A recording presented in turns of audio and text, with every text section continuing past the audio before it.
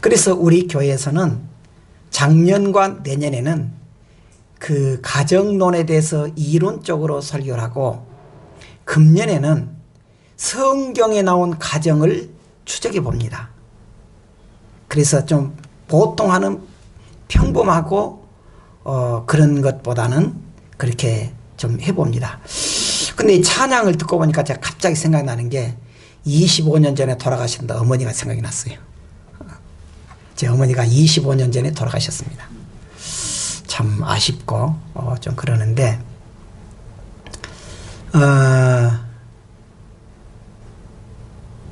우리가 이 믿음 안에서 가정이 은혜롭게 되는 것이 참 중요하잖아요. 제가 마음에 항상 그 목회를 하면서 두 가지 기둥을 놓고 제가 기도하고 성도들을 지도를 합니다. 하나는 뭐냐 그러면, 어떻게 해서라도 교회가 사랑이 넘쳐야 되겠다. 교회가 크든지 적든지 교회 다니는 성도들이 정말 사랑을 느끼는 교회 되겠다. 요즘의 교회들이 참 은혜롭지 못한 교회들이 참 많아요. 특히 이렇게 그 코로나 시대를 통해서 더 교회들이 갈등이 심해요. 교회 성도들이 안 나오니까 왜 안 나오냐, 서로 그렇게 좀 마음을 아프게 하고 뭐 그래요. 더 지금 교회들이 불편해요. 그런데 어쨌든 저는 교회는 뭐 크든지 적든지 성도들이 부자든 가난하든 어쨌든 사랑의 교회에 소속된 성도들은 사랑을 느낄 수 있는 성도로 만들어줘야 되겠다. 그 하나 있어요. 두 번째로는 행복한 가정입니다. 저는 이 두 가지 목표래요. 어쨌든 가정이 행복해야 되겠다. 어쨌든 행복해야 되겠다. 이 두 가지 기둥이에요. 두 가지 기둥. 그래서 그 성도들로 하여금 천국 가게 만들어야 되겠다. 저는 이것이 목회 모토입니다. 목회 모토예요. 자, 우리가 지난 주일에 혹시 기억하시나요? 어렵죠? 지난 주일에 가정론에서요, 세례 요한의 부모 사가랴와 그의 어머니 이렇게 해서 세례 요한의 사가랴와 이렇게 그 가정에 대해서 우리가 묵상했습니다. 근데 거기서 뭐라 하냐면 이 사가랴 가정이 늦둥이를 난 거예요. 세례 요한 늦둥이를 난 거예요. 그러니까 늦둥이를 날 때 우리가 조심해야 될 게 뭐냐면 금이야 오기야 기를 수 있습니다. 금이 오기야. 그래서 그것을 버리장머리 없이 기르고 지 폭군으로 기르어가지고 실패하는 가정이 많더라는 거예요. 성경도 나왔다 그랬습니다. 누구였죠? 히스기야. 얼마나 위대한 왕이에요. 그의 아들 므낫세는 폭군이 되어버렸어요. 므낫세 왕이. 그런데 이 사가랴가 늦둥이 나는 세례 요한은 가정을 구하고 한 나라를 구하는 일꾼이 된 거예요. 그러니까 우리는 늦게 난 게 중요한 게 아니고 늦게 나도 하나님이 기뻐하시는 일꾼 삼아야 되겠다. 할렐루야. 그게 중요해요. 그게 중요해요. 오늘은 두 번째로요, 슬로보앗이라는 것인데 잘 안 들어봤어요. 저도 잘 안 들어봤어요. 성경에 이름이 너무 많이 나와요. 근데 슬로보앗은 잘 소개를 안 해요. 그래서 오늘은 그 가정을 한번 살펴보려고 합니다. 자, 슬로보앗은요, 오늘 읽었던 1절은 이렇게 나와 있습니다. 요셉의 아들 므낫세 종족들에게 므낫세의 시온손 마길의 정손 길앗의 손자 헤벨의 아들 슬로보앗이 나오는데, 그렇게 말합니다. 그 슬로보앗은 딸들이 찾아왔는데 왜 그러느냐, 미리서 말할게요. 이때 당시는 언제냐 그러면 모세를 중심으로 해서 이스라엘이 애굽에서 종살이 했잖아요. 그리고 해방이 돼서 모세를 중심으로 해서 가나안 땅에 가는데 그 물에 섞여 있었어요. 슬로보앗이. 그리고 그때 당시만 해도 그 가정은 아들 중심입니다. 그래서 보통 말하죠, 남존여비라 그래요. 여자는 좀 비참해요. 좀 이렇게 낮게 봐요. 전부 남자 중심이에요. 그때 당시에 민수기를 우리가 볼 텐데, 민수기는 뭐냐면은 사람 수를 세요. 백성인 수를 세는데 거기 여자는 빼버려요. 남자만 세요. 그런 정도로 있었는데, 이 모세를 중심으로 탁 가서 이 광야 길에서 거기 있었는데 같이 있다가 이 슬로밧이 죽습니다. 죽어요. 그런데 문제는 뭐냐? 슬로보아스에게 아들이 없다는 거예요. 딸만 5이에요. 딸만 5. 그래서 슬로보아스의 가정이 어떻게 이끌어가느냐? 그걸 우리에게 말해주고 있습니다. 자, 그런데 우리가 두 번째로 여성에게, 이 여성의 재산 상속을 요구한 슬라봇입니다. 자기에게 있어서요, 땅을 기업으로.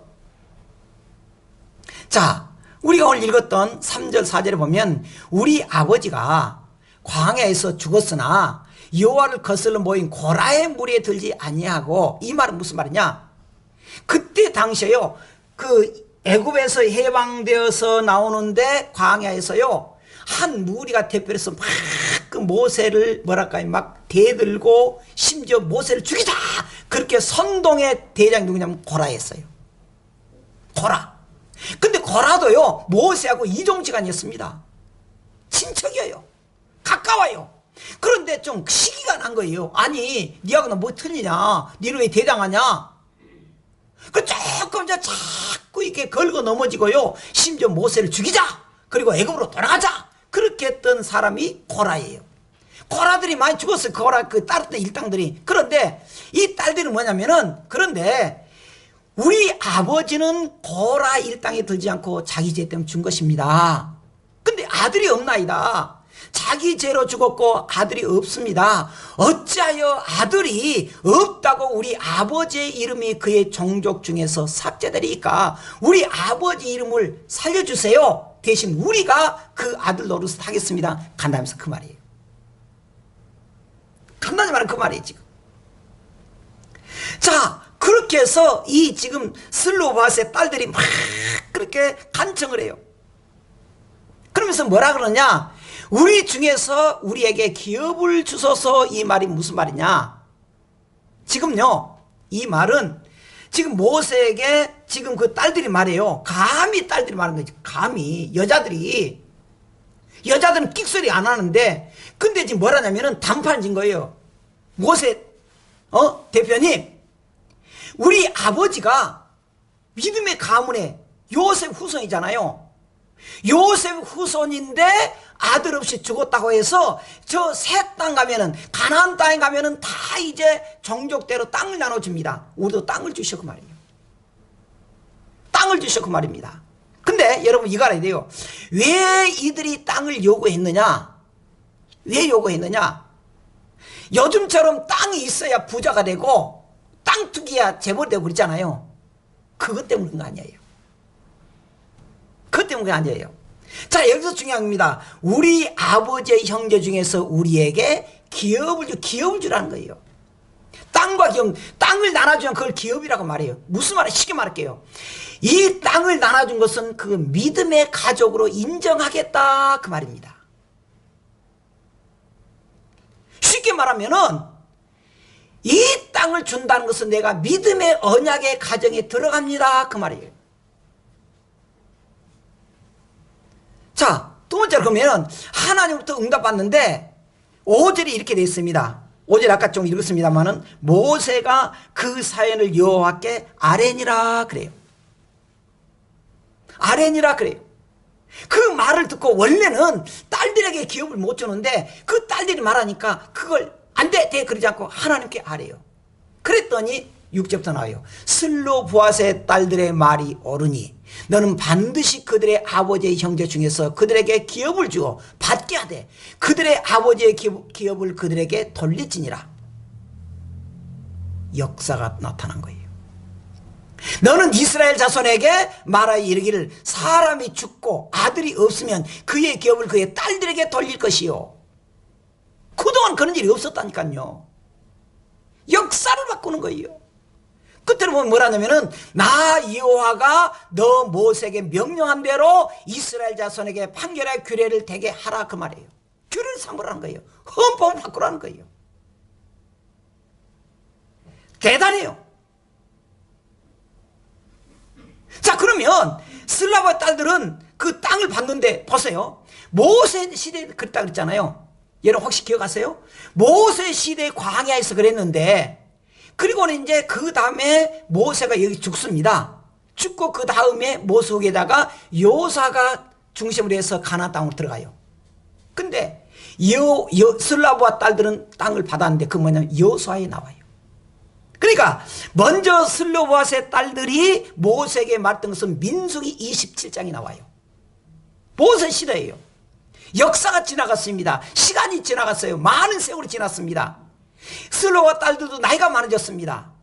그리고는 여호수아를 중심으로 해서 가나안 땅을 정복해가지고 이제 어느 정도 정리가 돼요. 그래가지고 기업을 나눠주는데 그렇게 말해요. 여호수아서 17장 4절에 그들이 제사장 엘야살과 눈의 아들 여호수아와 지도자들 앞에서 나와서 말하기를 여호와께서 모세에게 명령하사 우리 형제 중에서 우리에게 기업을 주라 하셨다며. 여러분 지금요 역사가 지나가도 시간이 지나가도 이 슬라바스의 딸들은 그 말씀을 안 잊어요. 왜 그래요? 믿음의 감을 잊기 위해서. 다른 것 없어요. 야, 땅 투기해야 된다 요즘처럼 그런 의미가 아니라니까요. 믿음의 언약의 백성으로 인정받아야 된다는 거예요. 그래서 세월이 갔지만 여호수아에게 다시 말해, 이건 지금 그래서 여호수아에게 이제 하는 말입니다. 하며 여호와의 명령을 따라 그들에게 그들의 아버지 형제들 중에서 기업을 주므로 그렇게 해요. 우리가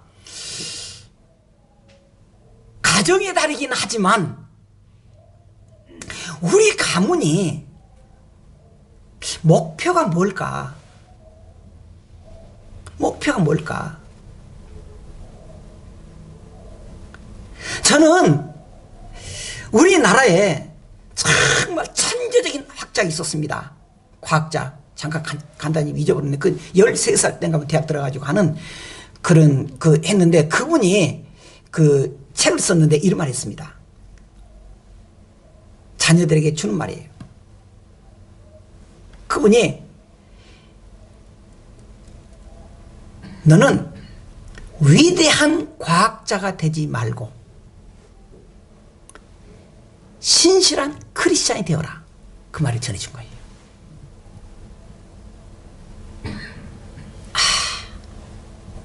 여러분 자녀들에게 물려준 거예요. 너는 위대한 사업가가 되지 말고 신실한 크리스찬이 되어라.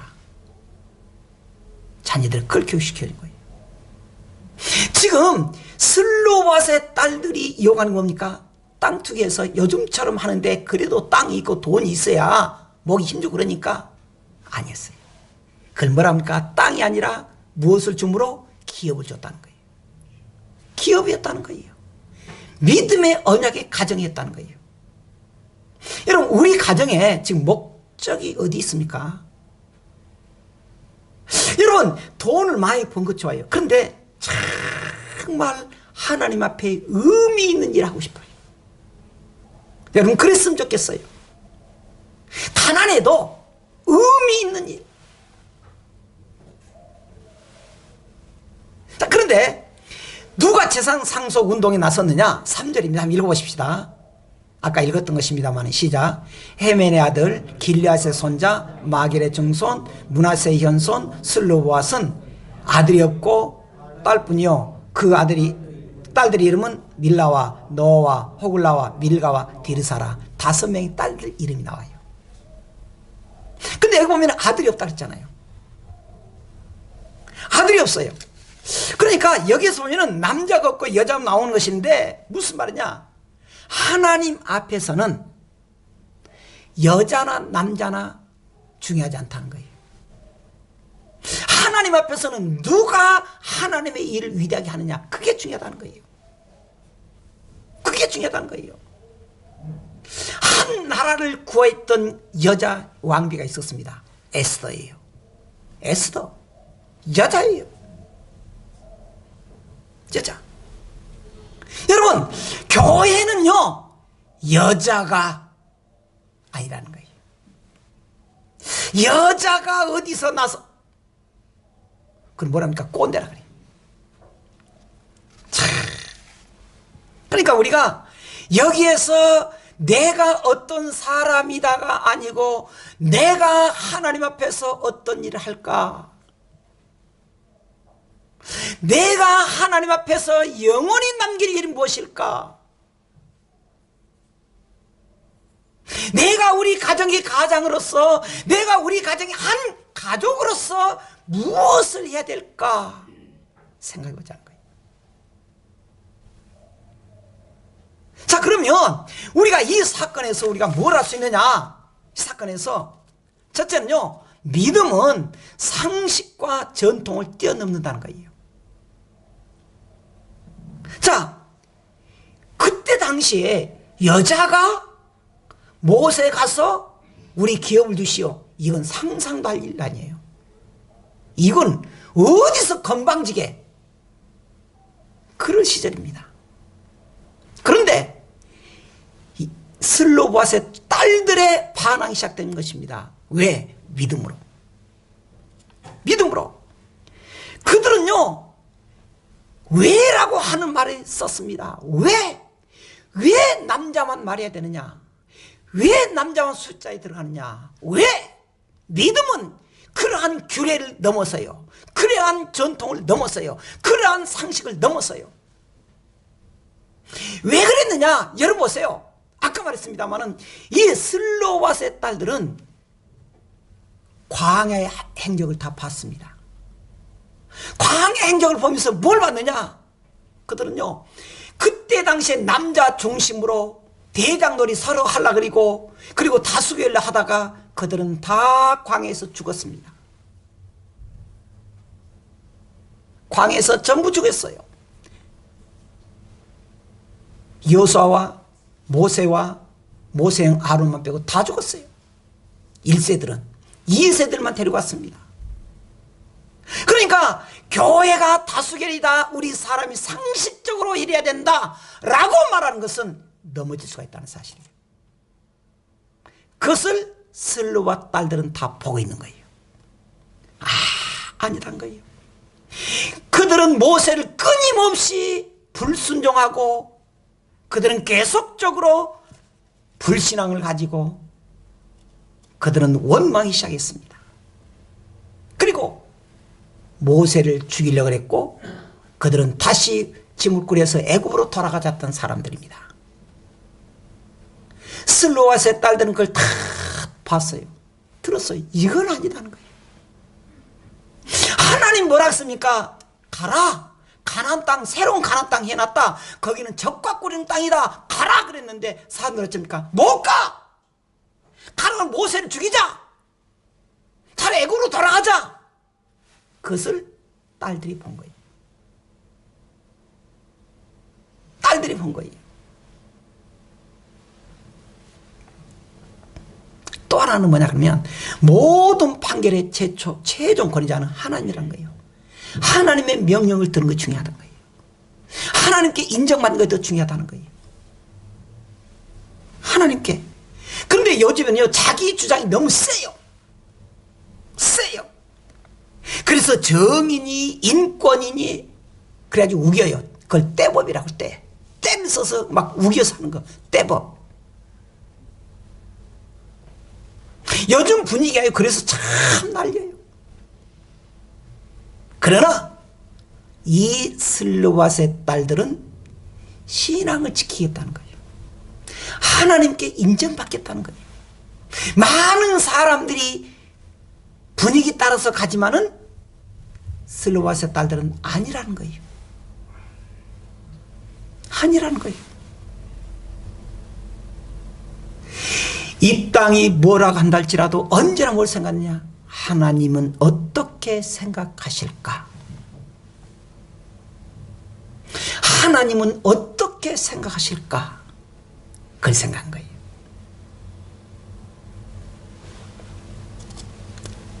세 번째로 나와 있습니다. 새로운 세대는 그 가치에 대한 새로운 해석과 적용이 필요하다는 것입니다. 필요하다는 거예요. 아까 말한 세대 간에 늘 이렇게 충돌이 있습니다. 젊은 사람들이 볼 때요, 나이가 든 사람들이요, 야 그러면 안 돼, 그럼 뭐랍니까? 꼰대짓 한다 그래요. 젊은 사람들은 나이 든 사람들 뭐랍니까? 꼰대짓 한다 그래요. 꼰대짓 하다 말하고 심지어 그래서 어쩌니까 두드러 패기까지 해요, 학생들이, 어른들을. 근데 어른들이 얘기 들으면 어쩝니까? 버리장머리 없고 싸가지 없고 그래요. 제가 가만히 생각했어요. 지금 아이들이, 광주에 사는 아이들이 그 이렇게 아파트에 살잖아요. 그 아이들이, 애기가 아파트에 사니까요, 시골 일은 잘 몰라요. 농사를 짓는다, 뭐 나락을 심다, 그럼 나락이 뭔지도 몰라요. 몰라요. 전혀 생활이 틀리잖아요. 근데 시골에서 사는 사람들은 그들의 생활입니다. 도시에서 아파트에 사는 사람들은 아파트의 생활이에요. 이해를 해야 되는데 이해를 하는 것이 있다는 거예요. 시대적인 해석을 우리가 해줘야 돼요. 그렇게 사는 법도 가르쳐줘야 돼요. 가르친다. 생각이 틀려요. 유대인들과 한국인의 생각이 틀린 것처럼, 미국인과 한국인들이 다른 것처럼 달라요. 그래도 그것을 우리가 수용할 수 있어야 돼요. 하나님 법 안에서. 잘못한 것을 우리가 사랑으로 덮어줘야 돼요. 라떼는, 그래서 쓸만한 거야. 라떼는 커피 라떼가 아니고 라떼는 말이야 꼰대짓 한다는 거예요. 우리가 생각해 보면 얼마나 내 중심인지 모릅니다. 내 생각하고 틀리면 저 사람들은 잘못된 사람을 얘기해요. 고쳐야 돼요. 아이들이 잘못해도 시대가 그런다고 해서 그들을 바르게 사랑으로 지도해야 돼요. 사랑으로. 우리는 가정을 이끌어가는 데 있어서 뭐가 가장 중요하냐? 우리 가정의 가문이랄까? 목표가 뭐냐? 생각해 보세요. 우리 가정에서 지향하고 있는 가치가 뭐냐? 생각해 보세요. 제가 목회를 하면서 두 가지 가치를 도달했습니다. 사랑의 교회, 행복한 가정. 저는 이걸 가장 중요하게 여겨요. 가장 중요하게. 어떤 가정은 경제가 풍성하는데 기쁨이 없는 가정도 있습니다. 어떤 가정은 좀 이렇게 경제적으로 좀 어렵게 사는데 참 그 가정에 평안을 주는 가정도 있습니다. 우리 성도들 중에 있어요. 참 그래 제가 그 가정 보면은 참 제가 좋게 봐요. 뭐 그 가정이 그렇게 뭐 돈이 많은 것도 아는데 보면은 자녀들하고 이야기한 거 보면은 저한테 대중 보면 참 은혜가 있는 가정, 좀 속된 편이 이런 말하죠. 싸가지가 있는 가정. 그런 가정이 있어요. 여러분 5월달에 우리 가정이 목표로 할 가치를 우리가 한번 생각해 보세요. 가치. 그리고 어쨌든 우리 가정이 행복해야 돼요. 행복해야 돼요.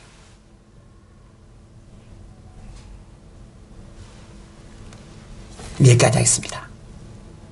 슬로바스의 딸들이 왜 개업을 요구했다고요? 재산 증식이 아니었습니다. 여권 신장도 아니었습니다. 그 기업을 통해서 언약 백성 되기를 원했습니다. 믿음의 백성. 믿음의 백성. 루마니아에서 있었던 실화를 하나 소개하겠습니다. 루마니아가 한때는요, 전쟁이, 거기는 자주 하는데 전쟁이 있었을 때입니다. 공산주의자들이요, 전쟁을 한 통에 했는데 어떤 그 공산당원들이 교회를 침범했습니다. 목사님을 잡았어요. 얼마나 그를 고문시켰는지 모릅니다. 예수 부인하고 공산당원에 협조하라고. 이 목사님은 그럴 수 없다는 거예요. 얼마나 힘들었는지 모릅니다. 죽도록 그래도 목사님은 순교할 각오라고 부인하지 않는 거예요. 그런데 이 공산당원이 가만히 있다가 안 되겠어요. 그래서 보니까 가족이 있어요. 아들이 14살짜리가 있었습니다. 알렉산더라고. 그 아들을 잡아요. 목사님 앞에서 그 아들에게 가진 고문시킵니다. 꼬챙이에다 불을 지어가지고 덩어리에다 딘다진. 너무나 힘든 거예요. 그래도 아들 죽이면서까지 당신이 믿음 포기하겠어? 포기 안 하겠어? 우리한테 협조 안 하겠어? 목사님이 거기서 포기를 해요. 나는 순교를 당하면 안 되는데 아들 한 거 보니까 안 되겠다. 아들 살려달라. 그럼 내가 여러분들한테 협조하겠다. 그런데 여러분, 그 14살짜리 아들이 이렇게 말해요. 아버지! 그렇게 하지 마세요. 아버지가 여기에서 협조를 한다고 해서 살고, 내가 아버지가 목사님이 예수님 부인하는 아들이라고 하면 내가 어떻게 살겠습니까? 저는 여기서 죽겠습니다.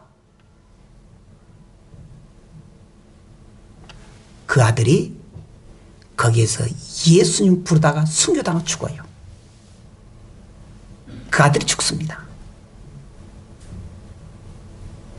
그 말 듣는 아버지가 어떻게 생각했어요? 아버지도 죽어요. 여러분, 우리가 이 세상에 정말 살면서 우리가 추구하고 우리가 원하는 것은 무엇입니까? 돈도 있어야 돼요. 자식들도 잘 살아야 돼요. 그런데 믿음 없이 잘 사는 것 위험합니다. 우리 가정은 예수님만 섬기겠다. 그래서 여호수아는 그랬습니다. 여러분들이 할 대로 하라. 여러분들이 너무너무 반대한 건 여러분들이 할 때는, 그러나 나와 우리 가정 후손은 하나님만 섬기겠다 그랬어요. 그 여호수아의 마지막 말이에요. 우리 가정은 주를 섬기겠다. 여러분, 언젠가 우리가 하나님 나라에 갈 것입니다. 아픈 사람도 가고 부자도 가고 가난한 사람도 가고. 천국에서는 부자를 대접하지 않습니다. 가난한 사람도 버리지 않습니다. 예수 믿는 사람만 영접해요. 오늘 우리가 믿음의 가족이 되기 위해서 기업을 받는 여러분들이 되기를 주의 이름으로 축원합니다. 기도하겠습니다.